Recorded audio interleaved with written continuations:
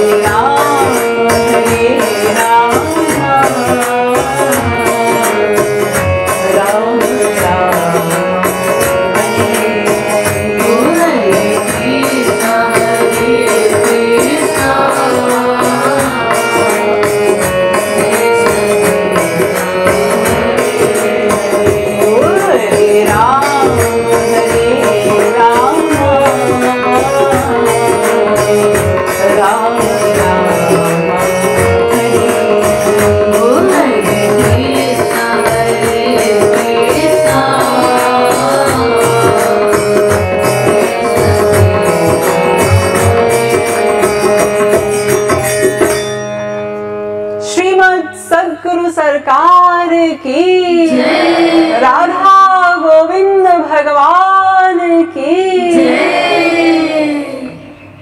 अब आप सभी लोग एकाग्रचित्त होकर के बैठिए। आप सब लोग यहाँ पर एकत्रित हुए हैं इस आशा से कि यहाँ कुछ मिलेगा।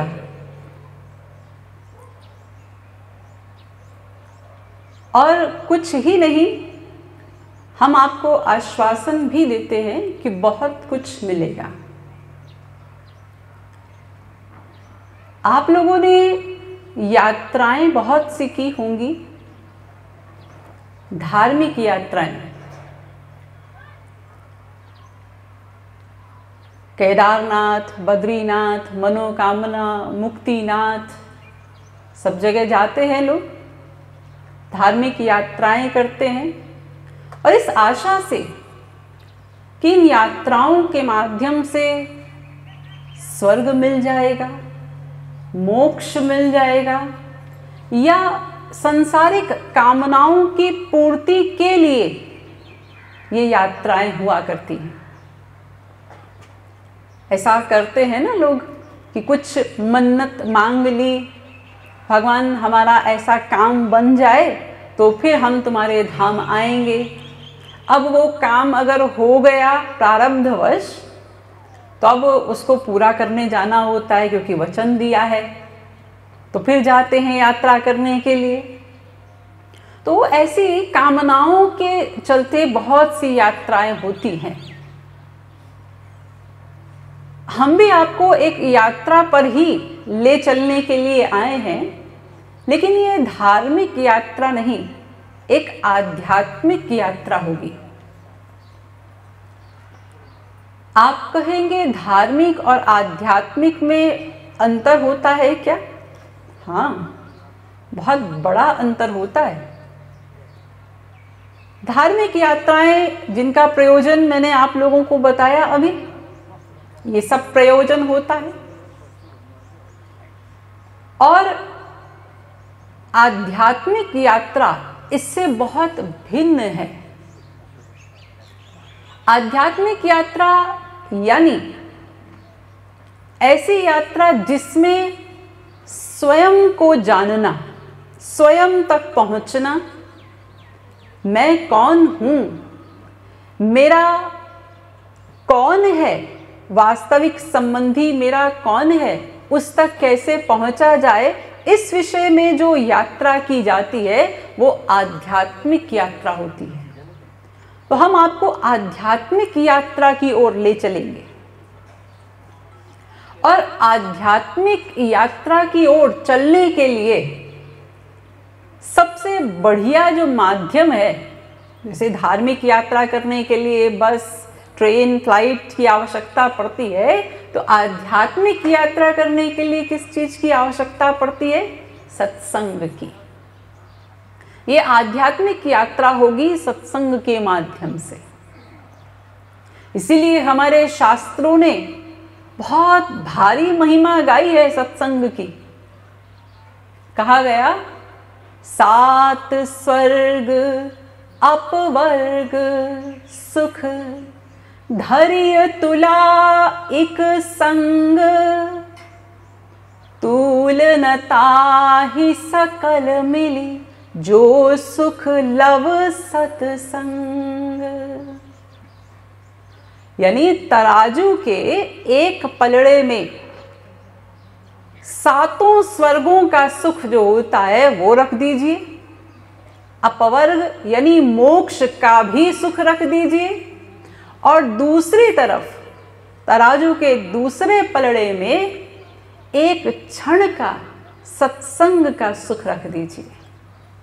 वो एक क्षण का सत्संग भी इन सब सुखों पर भारी पड़ता है, वो तोल नहीं सकते उसको, इसके बराबर। इसीलिए सत्संग यानी सत का संग, सत्य का संग, संत का संग, और संग का ही तो सारा प्रभाव होता है। आप लोग संसार में भी देखते हैं, अगर हमें किसी के चरित्र के विषय में समझना हो तो उसका संग देख लें, उसकी संगति क्या है, वो किन लोगों में उठता बैठता है, तो हमें समझ में आ जाएगा कि भाई इसकी संगति ऐसी है, इसका मतलब इसका चरित्र ये है। संगति से चरित्र प्रकट हो जाता है। जैसे एक मक्खी होती है ना, वो अगर सब्जी तोलने वाले, तरकारी तोलने वाले तराजू पर बैठती है तो कोई फर्क नहीं पड़ता, लेकिन वही मक्खी अगर सोना तोलने वाले तराजू पर बैठ जाए तो उस मक्खी की कितनी कीमत बढ़ जाएगी। ये संग का प्रभाव है कि मक्खी कहाँ बैठी है। तो संग का बहुत बड़ा प्रभाव होता है। इसलिए जब हम सत्संग करते हैं तो हम ऐसे लोगों का संग करते हैं जो वैराग्य युक्त हैं, जो श्रद्धा युक्त हैं, जो भगवत प्रेरणा युक्त हैं, जो ज्ञान युक्त हैं। तो जब ऐसे लोगों का संग करेंगे तो फिर इसी प्रकार की चीज़ें हमारे भीतर आएंगी। वही वैराग्य, श्रद्धा, ज्ञान, वो सब हमें भी मिलेगा। जब इन्हीं सब का संग करेंगे तो वही हमारे भीतर भी जाएगा। इसीलिए वेदव्यास जी ने श्रीमद् भागवत में कहा, सतां प्रसंगान मम वीर्य संविदो भवन्ति हृत्कर्ण रसायना कथा तज्जोषणादा स्वपवर्गवर्त्मनि श्रद्धारतिर्भक्तिरनुक्रमिष्यति। भागवत तीसरे स्कंध के 25वें अध्याय का 25वां श्लोक। ये वेदव्यास कह रहे हैं कि जब हम संतों का संग करते हैं, सत्संग करते हैं, हम बस संग करते जाएं और कुछ करने की आवश्यकता नहीं पड़ेगी। संग करते जाएं तो अपने आप ऑटोमेटिकली श्रद्धा, प्रेम, भक्ति, ये सब हृदय में अपने आप आते जाते हैं। हमें बस संग करना है। और संग करने का अर्थ क्या? यानी जो सत्संग हमें मिल रहा है, सत्संग के माध्यम से जो ज्ञान मिल रहा है, उसको अपने जीवन में उतारना, वो संग। ऐसा नहीं कि केवल संग संग रहना उसको संग कहते हैं, सत्संग कहते हैं। संग रहने से कुछ नहीं होता। केवल संग रहे लेकिन भीतर कुछ गया ही नहीं, भीतर हमने अपने जीवन में कुछ उतारा ही नहीं, सत्संग को, ज्ञान को आत्मसात किया नहीं, तो फिर कैसे लाभ होगा? अरे अगर शरीर में रोग है तो औषधि खानी पड़ती है ना। केवल डॉक्टर का संग करने से तो रोग हम जाता नहीं, हम निरोगी हो नहीं सकते। डॉक्टर हमको जो बताता है कि ये औषधि लेनी पड़ेगी, ये इलाज करना पड़ेगा, वो हम करते हैं प्रैक्टिकली, तब हमारा रोग जाता है, हम निरोगी बनते हैं। ऐसे ही जो संत होते हैं वो भी एक डॉक्टर होते हैं, वो हमारी आत्मा के डॉक्टर होते हैं। तो वो जब हमको कुछ लिखते हैं ना, हमको कुछ बताते हैं, हमें जो औषधि बता रहे हैं, तो उन औषधियों को हमें लेना पड़ता है, तब निरोगी होते हैं। तो अगर कोई ये कहे कि हमने बहुत सत्संग किया लेकिन कुछ हुआ तो नहीं, तो या तो आपने सत्संग किया नहीं,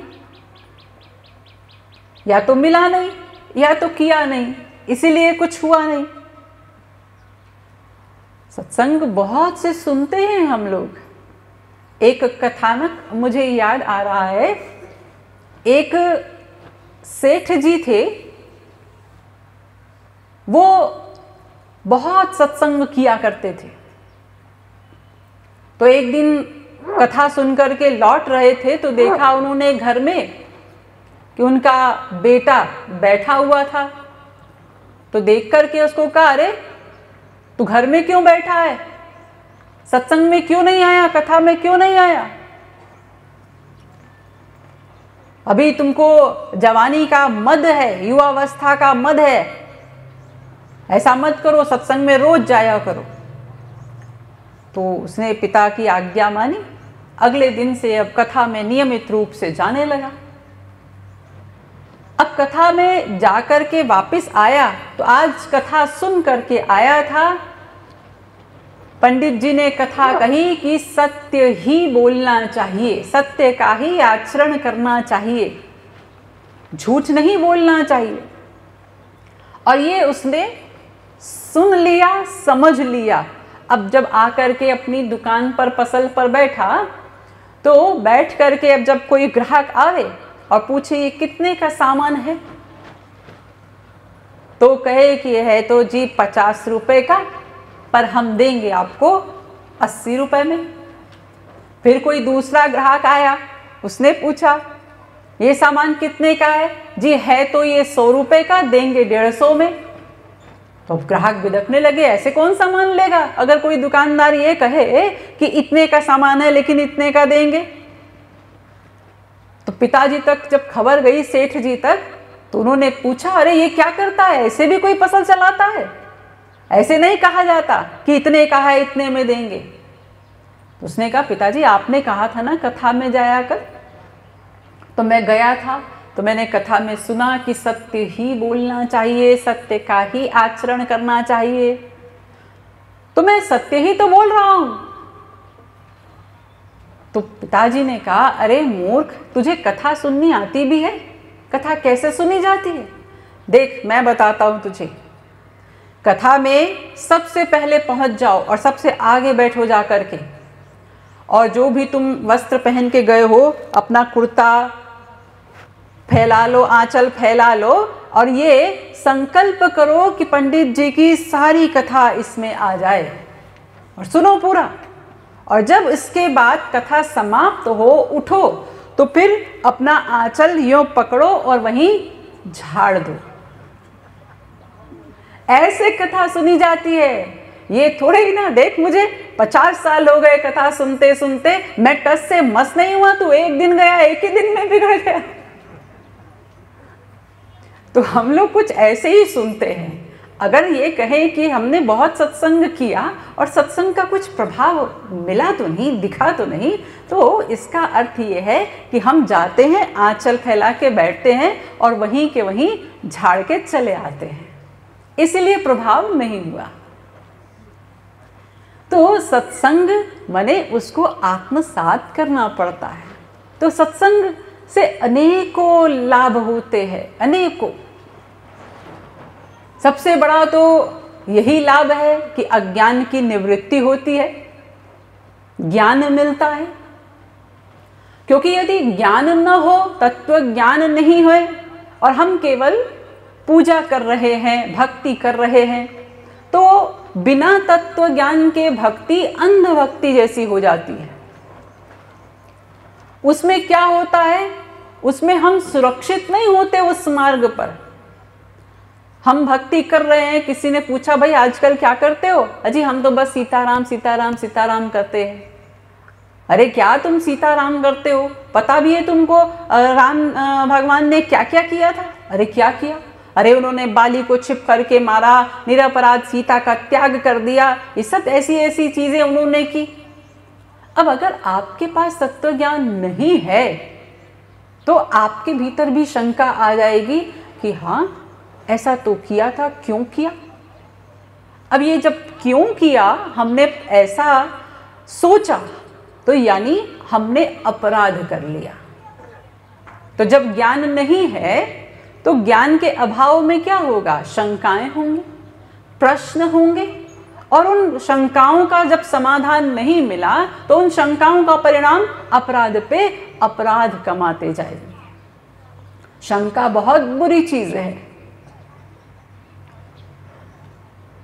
महाभारत में एक कथा आई है, जन्मेजय जो कि परीक्षित के पुत्र थे, परीक्षित हुए, अभिमन्यु के पुत्र।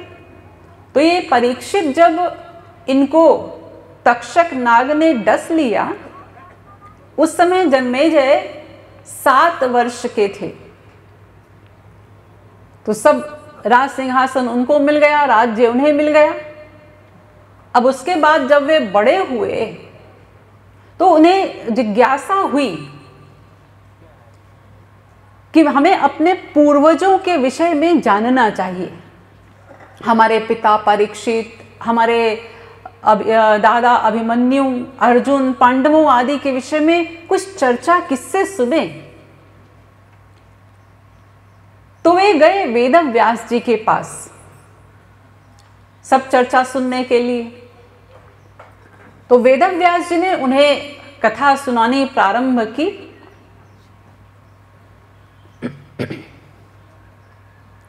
तो जब उन्होंने कथा सुन रहे थे और महाभारत के युद्ध का प्रसंग आया, तो जन्मेजय ने वेदव्यास जी से प्रश्न किया कि महाराज ये बताइए, जिस समय महाभारत का युद्ध हुआ उस समय श्री कृष्ण साक्षात रूप में पृथ्वी पर थे, तो उनके रहते हुए इतना बड़ा विध्वंस हो गया, उन्होंने इसको काटा क्यों नहीं? तो वेदव्यास जी ने उत्तर दिया कि देखो, कुछ चीजें ऐसी होती हैं जो होनी ही होती हैं और वो होकर ही रहती हैं, उन्हें कोई नहीं काट सकता। अब उन्हें ईश्वर की इच्छा कहिए या प्रारब्ध कहिए, लेकिन कुछ चीजें होती हैं वो होकर ही रहती हैं, उन्हें कोई नहीं काट सकता है। तो जन्मेजय ने कहा, मैं नहीं मानता। अरे ऐसी कौन सी चीज है जिसे मनुष्य अपने पुरुषार्थ से, अपने पराक्रम से काट नहीं सकता? तो वेदव्यास जी ने कहा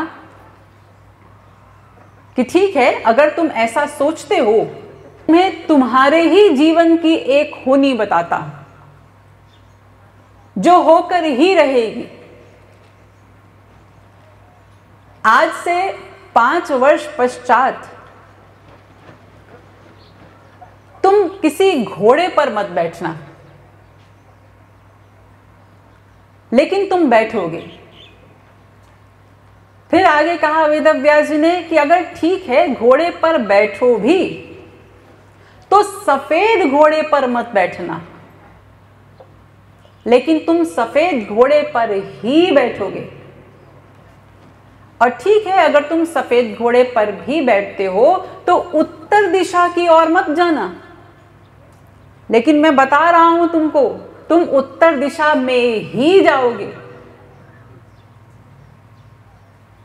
और ठीक है, यदि उत्तर दिशा में चले भी गए तो वहां किसी तालाब पे जब तुम रुकोगे और कोई युवती तुम्हें दिखाई पड़े तो उसमें आसक्त मत होना, लेकिन तुम आसक्त हो जाओगे। और यदि आसक्त हो भी जाओ तो उसको अपने घोड़े पर बिठा करके अपने महल में मत लाना, लेकिन तुम लाओगे। और अगर ले भी आओ तो उससे विवाह मत करना, लेकिन ये भी मैं तुम्हें बता देता हूं, तुम विवाह भी करोगे। और अगर विवाह कर भी लो तो उसके कहने पर ब्राह्मणों की हत्या मत करना, क्योंकि यदि तुमने ब्राह्मणों की हत्या की तो उस ब्राह्मण हत्या के अपराध में तुम्हारे पूरे शरीर में कुष्ठ रोग हो जाएगा और उसी के कारण से तुम्हारी मृत्यु होगी। तो जन्मेजय चुपचाप शांत होकर के वहां से उठकर चले आए और सोचने लगे, ये वेदव्यास जी ने क्या कह दिया, अब तो बहुत सतर्क रहना पड़ेगा, बहुत सावधान रहना पड़ेगा। तो आकर सोचने लगे अपने महल में कि उन्होंने कहा है 5 वर्ष पश्चात घुड़सवारी मत करना, हम आज से ही घुड़सवारी का त्याग करते हैं। जब हम घुड़सवारी करेंगे ही नहीं तो बात खत्म, फिर आगे कैसे कुछ हो जाएगा। ठीक है, त्याग कर दिया। अब जब 5 वर्ष की अवधि समाप्त हुई तो एक दिन बैठे बैठे उनके हृदय में घुड़सवारी की तीव्र इच्छा हुई। घुड़सवारी करनी चाहिए। भीतर से यह भी याद आया कि वेदव्यास जी ने कहा था घुड़सवारी मत करना। अरे तो उन्होंने ये भी तो कहा था कि सफेद घोड़े पर मत बैठना, हम काले घोड़े पर बैठेंगे। बुलाया सेनापति को, हम घुड़सवारी के लिए जाएंगे और हमारे लिए काला घोड़ा तैयार किया जाए। जी महाराज कह के चले गए सेनापति। अब जब जन्मेजय तैयार होकर के महल के बाहर आए तो देखा बाहर सफेद घोड़ा खड़ा है। उनका हृदय धक हो गया कि हमने तो काला घोड़ा कहा था। बुलाया सेनापति को, अरे सफेद घोड़ा क्यों खड़ा किया, हमने काले घोड़े के लिए आज्ञा दी थी। तो सेनापति ने कहा महाराज वो काला घोड़ा बीमार है और ये तंदुरुस्त है सफेद घोड़ा, इसलिए आपके लिए यही उचित होगा, आपके लिए ये रखा है। तो वे चढ़ गए सफेद घोड़े पर। अब सोचने लगे कि ठीक है, हम उत्तर की ओर नहीं जाएंगे, उत्तर की ओर खतरा है, हम उत्तर की दिशा में जाएंगे नहीं, हम दक्षिण की ओर जाएंगे। अब दक्षिण की ओर चल पड़े। अब राजा लोग तो शिकार किया करते थे, तो एक हिरण के पीछे भागे।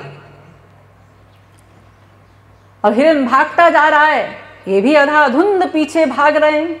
अब हिरण तो अपनी प्राण रक्षा के लिए भाग रहा है, भागते भागते वो दक्षिण से उत्तर की ओर मुड़ गया। अब इन्हें पता ही नहीं चला, ये भी मुड़ गए। अब भागते भागते भागते उत्तर दिशा की ओर बढ़ते चले जा रहे हैं। जब प्यास लगी तो रुके एक जगह और एक तालाब के किनारे बैठे पानी पीने के लिए। तो वहां देखा एक युवती बैठी, अत्यंत सुंदर। देखते ही उसके रूप पर मुग्ध हो गए और उससे कहा कि तुम हमारे साथ हमारे महल चलोगी। तो उसने कहा हाँ चलेंगे, लेकिन एक शर्त है कि हमसे विवाह करना पड़ेगा। तो बिठा करके ले आए महल में। अब वो जल्दबाजी करने लगी, जिद करने लगी कि हमसे जल्दी विवाह करो। तो बुलाया गया ब्राह्मणों को। तो पता चला कि ब्राह्मण सब किसी बड़े आयोजन के लिए नगर के बाहर गए हैं, लेकिन अब विवाह जल्दी करने की रट लगाई थी वो स्त्री ने। तो जन्मेजय ने कहा कि ब्राह्मण पुत्र तो होंगे, उन्हीं को बुलाओ, वो विधि संपन्न कराएंगे, विवाह कराएंगे। तो ब्राह्मण पुत्रों को बुलाया गया। अब उन्हें जैसी विधि आती थी उन्होंने विवाह संपन्न करा दिया। अब जब विवाह हो गया तो अब ये स्त्री जो है वो पटरानी बन गई। अब ब्राह्मणों को दक्षिणा देने की बारी आई तो दक्षिणा बांट रही थी। तो कुछ हवा चली और उसके वस्त्र थोड़ा उड़ गए। तो उसके शरीर का कुछ भाग नग्न देख लिया ब्राह्मणों ने, उन ब्राह्मण कुमारों ने। तो ये हंसने लगे। तो इसी बात पर उस स्त्री को क्रोध आ गया और उसने राजा से कहा कि इन ब्राह्मण पुत्रों ने हमारा अपमान किया है, तुम इन सबको मार डालो। अब राजा तो आसक्त हो गया था, आसक्ति में बुद्धि तो काम करती नहीं। उसने सब ब्राह्मण पुत्रों को मार डाला। अब ब्राह्मणों की हत्या करने का परिणाम ये हुआ कि सारे शरीर में कुष्ठ रोग हो गया। अब याद आई वेदव्यास जी ने कहा था, अब क्या करें, अब उन्हीं के पास चलते हैं, वही उपचार बताएंगे। गए वेदव्यास जी के पास। तो वेदव्यास ने कहा कि देखो हमने तो पहले ही कहा था कि तुम्हारे जीवन में ये होनी है और देखो हो करके रह गई, तुम कुछ कर नहीं पाए। तो ठीक है महाराज, अब इसका कुछ उपाय तो बताइए, कुछ उपचार तो बताइए। तो उन्होंने कहा कि देखो तुम चले जाओ वैशंपायन के पास और उनसे जाकर के महाभारत की कथा सुनो। तो जैसे जैसे तुम एक एक अध्याय सुनते जाओगे तुम्हारे शरीर का निरोग होता जाएगा, शरीर धीरे धीरे धीरे धीरे निरोग होता जाएगा। हाँ, लेकिन शंका मत करना, इसका ध्यान रखना। लेकिन मैं तुम्हें यह भी बता दूं कि तुम शंका करोगे। अब तो जब मैं जय और परेशान कि उपचार भी बताया, उपाय भी बताया और कहते हैं शंका भी करोगे। लेकिन अब क्या करें, जाना तो है, गए। तो वैशंपायन जी के पास बैठ करके कथा श्रवण करना प्रारंभ किया उन्होंने। अब कथा बढ़ती जा रही है, एक एक अध्याय जैसे जैसे सुनते जा रहे हैं, धीरे धीरे शरीर निरोग हो रहा है। लगभग आधा शरीर निरोग हो गया। अब प्रसंग आया, वैशंपायन जी कथा सुना रहे हैं तो उन्होंने कहा कि उस समय में जो पांडव भीम थे, पांडव कुमार भीम, उनके पास इतना बल था, 10,000 हाथियों के बराबर बल, कि अगर वो एक हाथी को सूंड से पकड़कर और घुमा करके फेंक दें तो वो हाथी पृथ्वी के गुरुत्वाकर्षण से बाहर चला जाता था। और आज भी बहुत से हाथी जो हैं वो पृथ्वी का चक्कर लगा रहे हैं, जैसे सैटेलाइट्स घूमते रहते हैं ना पृथ्वी के चारों ओर, तो ऐसे ही हाथी घूम रहे हैं बहुत से। अब यहाँ जो है जन्मेजय, उनको शंका हो गई। उन्होंने कहा, क्या महाराज आप भी कैसी गप झोंकते हैं, भला ऐसा भी कहीं हो सकता है कि ऐसा हाथी उठा के फेंका और वो आज भी घूम रहा है? तो उन्होंने कहा कि तुमको डाउट है? तो वैशंपायन जी ने हाथ उठाया और एक हाथी गिरा आकर के पृथ्वी पर। तो उन्होंने कहा, देखो हमने झूठ नहीं कहा था, लेकिन तुमने शंका की।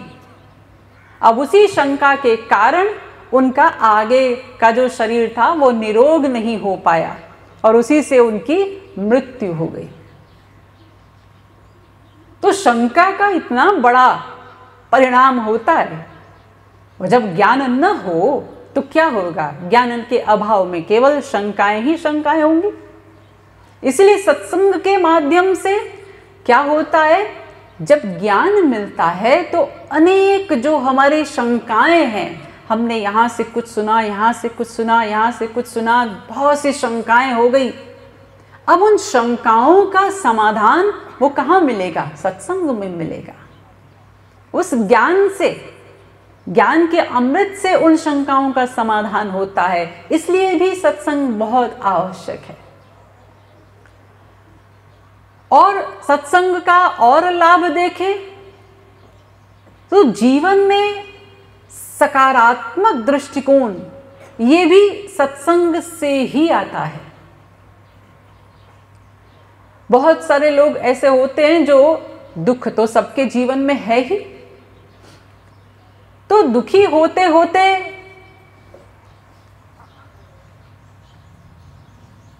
भगवान को कोसते रहते हैं। अरे हे भगवान, तुमने हमको इतना दुख दे दिया, तुमने हमको इतना दुख दिया, हम तो रोज इतनी पूजा करते हैं, पाठ करते हैं। इस प्रकार से ये कौन लोग हैं? ये वही लोग हैं जो सत्संग नहीं कर रहे, जिन्हें ज्ञान नहीं है। इसलिए वे सोचते हैं कि हम दुखी हैं, बाकी सब सुखी हैं। वो जो उनका नकारात्मक, जो नेगेटिव अप्रोच होता है ना लाइफ के लिए, वो इसीलिए क्योंकि उनके जीवन में अभी सत्संग नहीं पहुंचा है। इसलिए तो जब सत्संग मिलता है तो क्या होता है, जीवन की परिस्थितियां भले ही वैसी ही रहें, लेकिन उनको जीने का दृष्टिकोण बदल जाता है सत्संग से। ये सत्संग की महिमा है। इसलिए कहा भी गया, ज्ञानी भुगते ज्ञानते, मूर्ख भुगते रोए। प्रारब्ध तो सबको भोगना पड़ता है, लेकिन एक ज्ञानी और मूर्ख में ये अंतर होता है कि ज्ञानी के पास ये ज्ञान है कि अरे ये सब तो हमारे पूर्व जन्मों के कर्म हैं जो दुख हमको मिल रहा है। या तो इस प्रकार से भोगेगा वो ज्ञानी, या ये समझ करके कि प्रभु की बड़ी कृपा है, पता नहीं इससे भी कितने बड़े बड़े दुख मेरे जीवन में आने वाले थे, उन्होंने तो उसको बहुत छोटा बना करके दे दिया। वो इस प्रकार से जीता है। जैसे तुकाराम जी बहुत बड़े संत हुए, उनके जीवन में भी बहुत ऐसी कठिन परिस्थितियां रही। उनकी जो धर्मपत्नी थी बड़ी कर्कश स्वभाव की। तो एक दिन तुकाराम जी बैठे थे, भजन कर रहे थे घर में, तो उनकी स्त्री ने कहा कि घर में कुछ है नहीं खाने के लिए, जाइए भिक्षा मांग कर लाइए। तो गए तुकाराम जी भिक्षा करने के लिए। अब पूरा दिन घूमे और पूरा दिन भिक्षा करने के बाद एक गन्ना मिला, ईख, तो ले आए, ला करके दिया अपनी स्त्री को। तो उसने जब देखा उसको बड़ा गुस्सा आया कि ये क्या लेकर आए, सारा दिन घूमकर भिक्षा में बस ये मिला तुम्हें। तो उसने उठा करके उस गन्ने को और तुकाराम जी को मारा जोर से। अब गन्ने के 2 टुकड़े हो गए, इतना जोर से मारा, सोचिए कितनी चोट भी लगी होगी उन्हें। लेकिन वो उधर ध्यान नहीं दे रहे हैं। वे क्या कह रहे हैं, चलो भाग्यवान, इसको 2 टुकड़ा तो करना ही था, अब 1 टुकड़ा तुम खाओ, 1 हम खाते हैं। और फिर उसके बाद भगवान से धन्यवाद करते हैं, प्रभु बहुत कृपा है आपकी, आपने मुझे ऐसी स्त्री दी। अगर कहीं आप मधुर स्वभाव की स्त्री दे देते मुझे, तो मेरी तो आसक्ति उसी में हो जाती, मेरा तो जीवन ही बर्बाद हो जाता, मैं आपसे प्रेम कैसे करता। तो बड़ी कृपा है आपकी। तो ये कौन मान सकता है ऐसी परिस्थितियों में कृपा, जिसके पास ज्ञान है। तो इस सत्संग हमको ये ज्ञान सिखाता है कि परिस्थितियां कैसी भी हो, हर परिस्थिति में प्रभु की कृपा माननी है। ये नहीं मानना कि बस दुख दे रहे हैं, अरे जो दुख दे रहे हैं वो तो हमारे अपने प्रारब्ध हैं। ये मान करके हर जब भी कोई ऐसी बुरी परिस्थिति हो, विषम परिस्थिति आए, तो ये ज्ञान हमारे पास होना चाहिए कि पता नहीं कितना बड़ा हमारा प्रारब्ध था, उसको प्रभु ने कितने छोटे में काट दिया। ये तो उनकी अकारण कृपा है। इस प्रकार से तो ये सकारात्मक दृष्टिकोण ये सत्संग देता है। हमारे अंतःकरण की शुद्धि वो कैसे होगी? सत्संग के माध्यम से। इस अंतःकरण में जो इतने विकार भरे हुए हैं, हम लोग दुखी क्यों हैं? काम, क्रोध, लोभ, मोह, ईर्ष्या, ये सब जो विकार भरे हुए हैं ना, इन्हीं के कारण दुखी होते हैं हम। ऐसा कोई हमको ऐसे दुख नहीं मिलते कि कोई बाहर से दुख है, ये हमारे अपने बनाए हुए दुख होते हैं, जिनको हम कहते हैं हम बड़े दुखी हैं, हम बड़े दुखी हैं। अरे किससे दुखी हो? इतना ईर्ष्या क्यों भर रखी है भीतर? ईर्ष्या का भाव जो रखते हैं ना कि हमारे पास ये नहीं है लेकिन पड़ोसी के पास ये है। मनुष्य का कुछ स्वभाव होता है अज्ञानतावश कि वो अपने दुख से उतना दुखी नहीं होता जितना दूसरे के सुख से दुखी होता है, उससे उसको परेशानी होती है। वो उसका कारण क्या? ईर्ष्या। जब हम प्रेम करते हैं संसार में, तो उस प्रेम के कारण, अब प्रेम कर रहे हैं तो सब जो बैठे हैं जिनसे हम प्रेम कर रहे हैं, जो हमारे रिश्तेदार नातेदार हैं, वो हम उनसे आशा करते हैं कि हमको इनसे सुख मिले, और वो भी तो हमसे सुख चाहते हैं। तो वहाँ वो हर्टिंग हो जाता है। कोई हमको धोखा दे दिया, किसी ने हमको कुछ कह दिया, तो हम कहते हैं वो खराब निकला। अरे वो तो जैसा था वैसा ही है, लेकिन तुमने आसक्ति की, उस आसक्ति के कारण, उस मोह के कारण तुमको दुख हो रहा है। तो ये माइक विकारों के कारण हम दुखी होते हैं। तो हमारा अंतःकरण इन माइक विकारों के कारण गंदा है। तो ये अंतःकरण की शुद्धि ये भी कैसे होगी? सत्संग के माध्यम से होती है। और कोई दूसरा मार्ग नहीं है कि बाहर से कोई जल डाल दे भीतर और वो सफाई हो जाए, क्लीनिंग हो जाए, नहीं होगी। वो सत्संग से होगी। तो अंतःकरण की शुद्धि वो भी सत्संग से होती है। जीवन को जीने का ढंग वो सत्संग से आता है। सब शंकाओं का, प्रश्नों का समाधान वो सत्संग से मिलता है। तो सत्संग क्या नहीं कर सकता? कहा भी गया ना, सत्संगति किम न करोति पुंसाम। सत्संगति क्या नहीं कर सकती? एक संत का संग क्या नहीं कर सकता? अरे लोहा को छुआ दीजिए पारस से, यानी लोहे को पारस का संग करा दीजिए तो वो पारस उसको सोना बना देता है। लेकिन संत का संग वो कैसा होता है?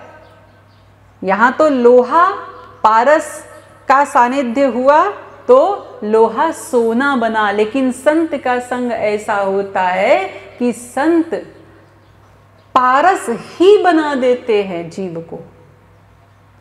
सोना नहीं, पारस ही बना देते हैं। यानी हमने संत का संग किया, उन्होंने अपने जैसा बना दिया हमको। अब हमारा कोई संग करेगा तो हम फिर वो भी हमारे जैसा हो जाएगा। यानी पारस ही बनता जाता है, सोना नहीं बीच में आता। लोहे जैसे हैं हम, लेकिन हमको जब पारस रूपी संत का संग मिलता है तो वो पारस रूपी संत हमको पारस ही बना देते हैं। पाषाण से पाषाण हृदय को सत्संग मोम जैसा बना देता है। पापात्मा को भी संत बना देता है सत्संग। देखिए वाल्मीकि जिन्होंने रामायण लिखी, ये वाल्मीकि कौन थे? अगर इनका इतिहास आप पढ़ें तो ये एक डाकू थे, जो कि दिन रात अपने परिवार के भरण पोषण के लिए जंगल में खड़े रहते थे। तो जो लोग वहां से गुजरते थे उनकी हत्या करके उनसे धन आदि लूट लेना, ये उनका प्रतिदिन का कार्य था। कहा जाता है कि वाल्मीकि जी ने इतने ब्राह्मणों की हत्या की थी कि ब्राह्मणों के जनेऊ से पहाड़ बन गया था। इतने ब्राह्मणों की हत्या की। लेकिन एक दिन जब उन्होंने नारद जी को पकड़ा और नारद जी ने उन्हें सत्संग दिया, ज्ञान दिया कि अरे तुम ये जो कुछ पापाचार कर रहे हो, दुराचार कर रहे हो, इसमें क्या तुम्हारा परिवार भी सहभागी बनेगा जब इसका तुमको भोगना पड़ेगा परिणाम? तो वे गए पूछने के लिए नारद जी को बांध करके परिवार से। तो परिवार वालों ने कहा हम क्यों सहभागी बनेंगे तुम्हारे अपराध में? तुम्हारा कर्तव्य है हमारा भरण पोषण करना, अब तुम कैसे भी करो, उसके लिए पापाचार करो, दुराचार करो, उससे हमें क्या मतलब। तो निराश होकर के लौट करके आए। अब नारद जी ने उनको ज्ञान दिया और कहा कि राम राम कहते रहना जब तक हम लौट कर न आए। अब वाल्मीकि बैठ गए, राम बोलने का प्रयत्न कर रहे हैं, लेकिन राम निकलता नहीं मुख से। आप इतनी बड़ी दुनिया है, इतना बड़ा संसार है, कोई एक ऐसा व्यक्ति ढूंढ कर लाइए जो ये दोनों अक्षर बोल सकता हो, रा भी और मां भी, लेकिन राम ना बोल सकता हो, मरा कह सकता है। वाल्मीकि मरा कह सकते थे, राम नहीं कह सकते थे। तो नारद जी ने कहा कि ठीक है, तुम मरा मरा कहो, संतों के हाथ में क्या नहीं है। तो मरा मरा कहते गए। इसलिए तुलसीदास जी ने भी वर्णन किया अपने रामचरितमानस में, उल्टा नाम जपा जग जाना, वाल्मीकि भय ब्रह्म समाना। ये सत्संग का प्रभाव कि इतने बड़े पापात्मा को जो राम नहीं कह सकता था वो संत हो गया, महापुरुष हो गया उसी जन्म में। ऐसा नहीं कि अनेकों जन्म लगे, उसी जन्म में। और ये वाल्मीकि, ये वो महापुरुष हैं जिन्होंने रामावतार के पहले ही रामायण लिख डाली।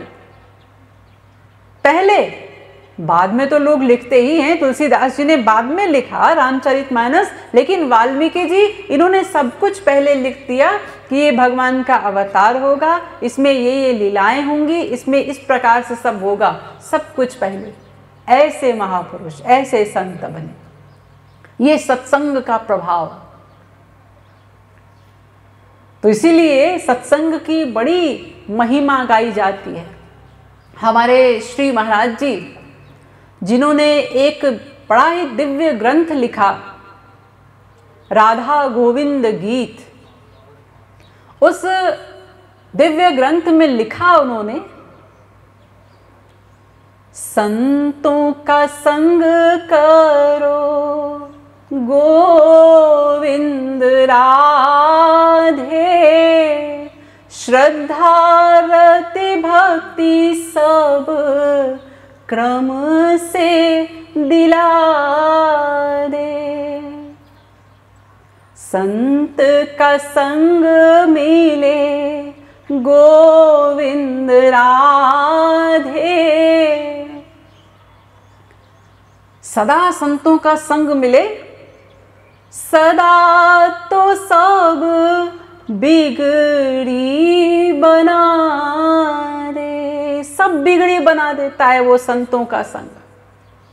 जो हमारी अनंत जन्मों की बिगड़ी है वो सब बन जाती है कैसे? संत का संग करते करते। श्रद्धा भी अपने आप प्रकट होगी हृदय में। अभी कुछ लोग ऐसा कहते हैं ना, अब जैसे आज यहाँ पर सत्संग प्रारंभ हुआ तो यहाँ इतना बड़ा ये क्षेत्र है, इसमें से आप कुछ ही लोग तो यहाँ पर आए, लेकिन आप लोग जब आए तो आपने अपने पड़ोसी से कहा, अरे भाई हाँ आज प्रारंभ हो रहा है प्रवचन, चलो चला जाए। तो क्या कहेगा? उसकी अगर श्रद्धा नहीं है, अरे नहीं हमको बहुत काम है, मैं इस सब में फालतू कामों में नहीं पड़ता, ऐसा कहकर टाल दिया। फिर किसी और से कहा तो किसी ने कहा, अरे यार बड़ी गर्मी है, कहाँ वहाँ जाकर के बैठेंगे। अरे भाई ये गर्मी सर्दी तो सब चलता रहेगा, चलो सत्संग थोड़े ही रोज रोज मिलता है। अरे वहाँ जाकर के ज़मीन पर बैठना पड़ेगा। अरे फिर भीतर से आए, अरे नहीं नहीं भाई वहाँ कुर्सी का भी इंतज़ाम होगा, तुम कुर्सी पर बैठ जाना। हाँ जी ठीक है वो तो, लेकिन अब आज शनिवार है, विदा है, आज चलेंगे पिक्चर देखेंगे, कहीं रमाइलो करेंगे, क्या वहाँ सत्संग में जाना है। ऐसा सोचते सोचते आप कुछ लोग अपने बुद्धि से लड़ करके आ गए, लेकिन बहुत से लोग जो नहीं लड़ पाए वो नहीं आए, यही सोच करके कि अरे क्या करना है, फालतू का खोपड़ा भंजन, ये सब फालतू चीज़ें हैं, इनसे कुछ होता नहीं। लेकिन मैं अभी आप लोगों को इतनी डिटेल में मैंने बताया ना कि सत्संग से क्या क्या होता है। तुलसीदास जी ने कहा भी, यही सर आवत अति कठिनाई, राम कृपा बिनु आई न जाई। जब सत्संग की ओर चलते हैं ना तो बड़ी चीजें आएंगी बीच में, अरे वहाँ ऐसा होगा तो फिर ऐसा होगा, अरे आज ये काम है वो काम है करके। लेकिन यदि आपको सत्संग की जगह कहीं दूसरी जगह जाना हो, कहीं पार्टी है, कोई रमाइलो है, तो फिर आपको कोई बहाना नहीं सूझता, क्योंकि हमारे मन का लगाव उस तरफ है ना, वहाँ तो चलना चाहिए। किसी ने एक ही बार कहा था आ जाने के लिए, हाँ तो क्या हुआ, वहाँ तो रमाइलो होगा, अरे कोई बहुत जोर से बुलाया थोड़े ही ना है, तब भी चले जाते हैं। लेकिन अगर सत्संग का ढेर सारा प्रचार किया जाए और हैंडबिल भी घर में जाकर दिया जाए, बड़े बड़े बैनर भी टांग दिए जाएं, तो बहुत सारे लोग तो ऐसे भी होते हैं जो बैनर देख के देखते हैं, अबे ये फिर से ये कहीं शुरू होने वाला है। कुछ लोग ऐसे भी होते हैं जो बैनर ही हटा देते हैं, ऐसे लोग भी होते हैं। तो बड़ी चीजें आएंगी बीच में, इसलिए तो कहा राम कृपा बिनु आई न जाई। ये तो आप लोग जो निकल कर आ गए, ये भगवान की विशेष कृपा हुई है आप पर, सब पर नहीं होती। बिनु सतसंग विवेक न होई, और राम कृपा बिनु सुलभ न सोई। बिना सत्संग के विवेक नहीं जागृत होता। बुद्धि तो सबके पास है, लेकिन उस बुद्धि के द्वारा जो विवेकशील हमें होना है कि हमारे लिए क्या अच्छा है क्या बुरा है, वो विवेक कैसे जागृत हो? ये सत्संग से जागृत होगा। तो इसीलिए तुलसीदास जी ने कहा, बिनु सत्संग विवेक न होई, राम कृपा बिनु सुलभ न सोई। तो बिना राम कृपा के, बिना भगवत कृपा के वो भी सुलभ नहीं होता। तो इसलिए सत्संग तो बहुत आवश्यक है, करना ही पड़ेगा। और ये मैंने आपको इतनी डिटेल में इसलिए बताया ताकि आप लोगों को ये समझ में आ जाए कि हाँ, बिना सत्संग के इस जीवन का कोई अर्थ नहीं है। सत्संग क्या होता है? ये मात्र प्रवचन नहीं है, सत्संग प्रवचन नहीं होता, ये एक परिवर्तन होता है। शब्द नहीं होते, केवल एक साधना होती है। तो जहाँ सत्संग होता है वहाँ प्रभु होते हैं, और जहाँ प्रभु होते हैं वहीं उनकी कृपा होती है, और जहाँ कृपा है वहीं तो जीवन है। इसीलिए सत्संग तो आवश्यक है। और क्यों आवश्यक है इसका भी इतना डिटेल आपको मैंने बता ही दिया। और ये सत्संग करने का अधिकारी कौन है? सब तो कर भी नहीं सकते। समस्त जीव जितने हैं पृथ्वी पर, अरबों खरबों जीव, वो सबके सब सत्संग नहीं कर सकते। वेद का एक मंत्र है, तमेव विदित्वाति मृत्युमेति नान्यः पंथा विद्यते अनाय। श्वेताश्वत्रोपनिषद 3 अध्याय का 8वां मंत्र। ये वेद मंत्र यही कह रहा है कि उस ईश्वर को जाने बिना, और उनको जानना कैसे होगा? वो भगवत प्रेरणा कहाँ से आएगी कि भगवान को जानना चाहिए?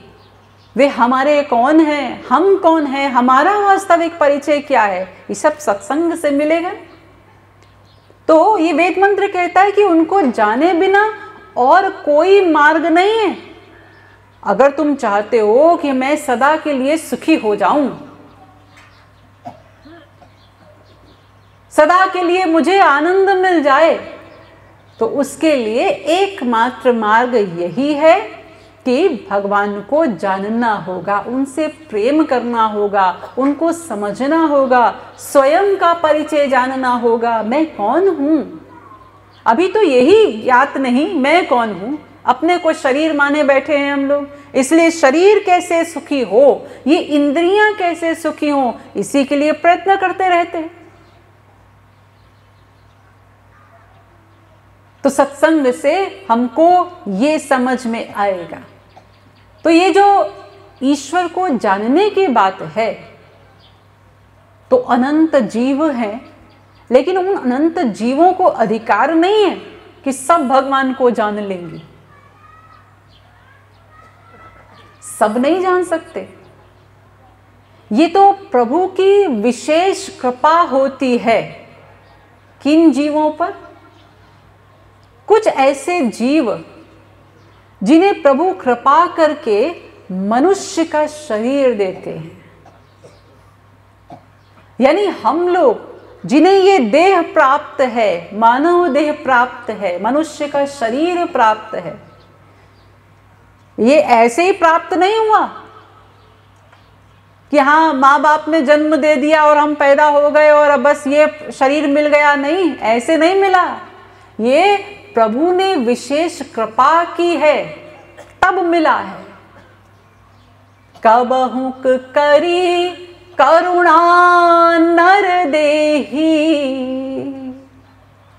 कभी जब भगवान कृपा करते हैं, करुणा करते हैं किसी जीव पर, तब उसको ये मानव शरीर देते हैं।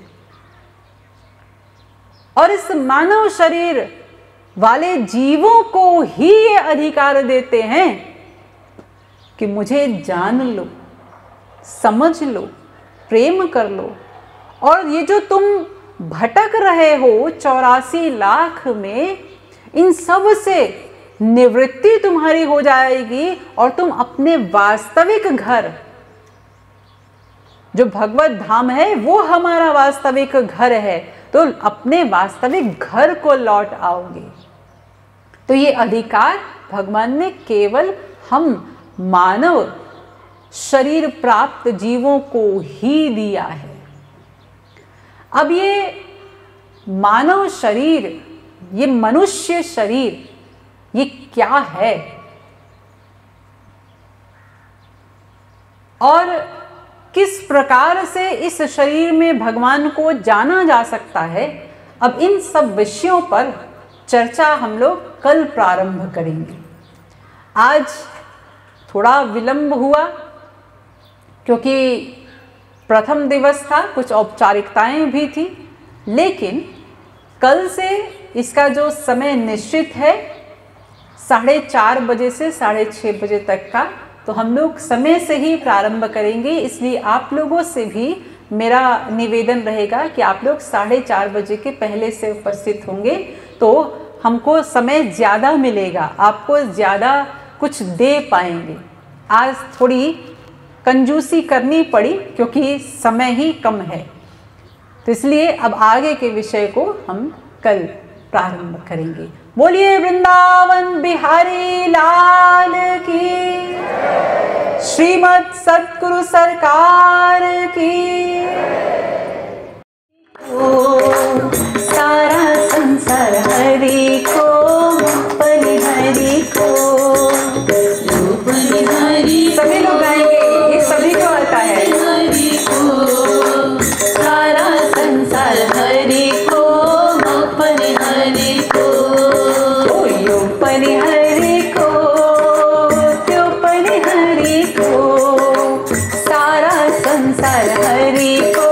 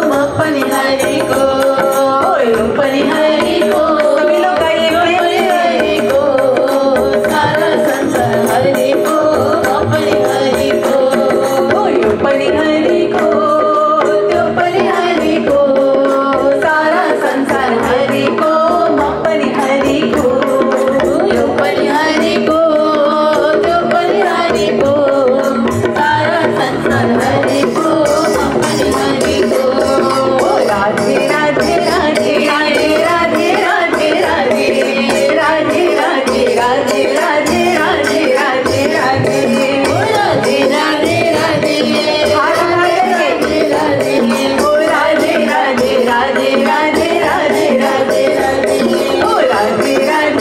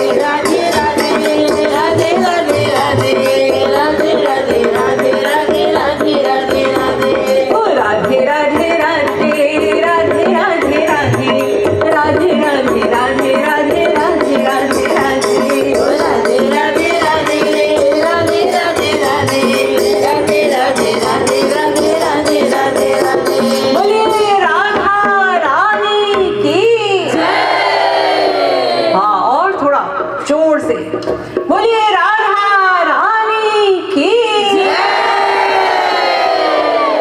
भगवान श्री पशुपति नाथ की जय। गुणा नीलकंठ भगवान की जय। जगत गुरुत्तम श्री कृपालु महाप्रभु की जय। जय जय श्री राधे। जय जय श्री राधे। जय जय श्री राधे।